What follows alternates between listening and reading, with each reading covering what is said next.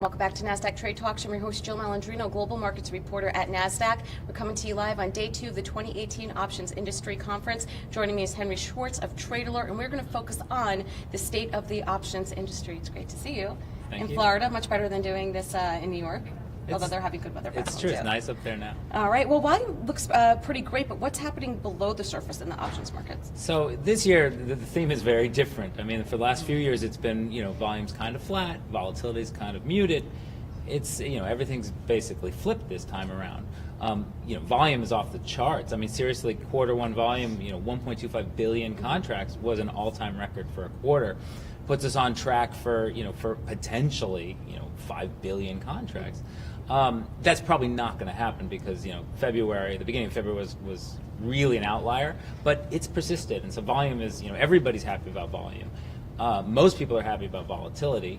And so, what I tried to dig into for State of the Industry is how are the kind of component pieces of the business doing? How is the ETF option volume doing, the index option volume? And it's interesting, after several years of ETF option volume really growing kind of at the expense of single stock, that's reversed. We're seeing single stock option volume now is pushing back towards 50% of the daily volume.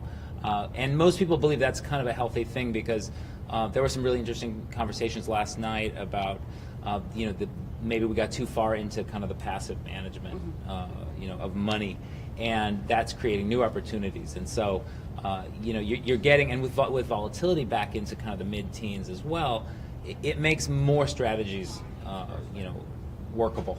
Right. If not necessarily profitable. Whereas last year, there was only one strategy that really worked for most of the year, buy and hold.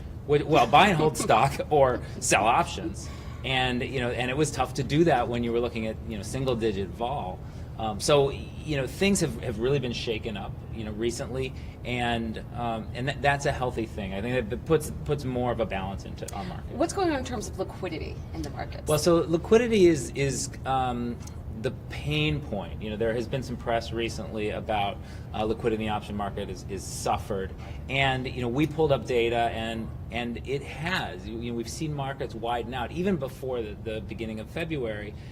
Through 2017, in that really low volatility environment, you saw quotes even in the super liquid things. The top 25 names: Apple, Amazon, Facebook, widened out over the year, and so a lot of people are putting work into trying to figure out why that's happening, because as we talk about in all these conferences, the posted quote is the advertisement for the industry, and the posted quote matters. And even though there is a consistent level of price improvement, that comes about because of these auctions, and people want to look at a quote and say, oh yeah, that's a tradable market. I could buy that, and if it goes my way, I can get out. And if it doesn't go my way, I can take action, right, and not feel like, oh my gosh, this market on the screen is 50 cents at $2. There's no way I can make any money. Like, that's just a loser's, a fool's errand to even attempt. So market quality in terms of that posted quote width and also posted quote size has diminished, and there's a lot of work going into what can we do about that. All right, and what were some of the bright spots in the industry right now? I mean, volume, innovation, continuing to see growth in the complex order market, exchanges, that competition that you get with, 15 exchanges, and soon it's going to be 16 exchanges, gets new ideas going, and that's what we're continuing to see. So what should firms, exchanges, participants in the market space be focused on to rewrite tomorrow? Yes, I'm throwing in some Nasdaq messaging. I like the theme this year. They don't usually do that, and at first I was like, oh, that's kind of cheesy, but I actually think, and it has been mentioned at the in the panels. Okay, now you're up to 15 exchanges, 16 exchanges, and that's happened kind of organically. The exchanges are competing.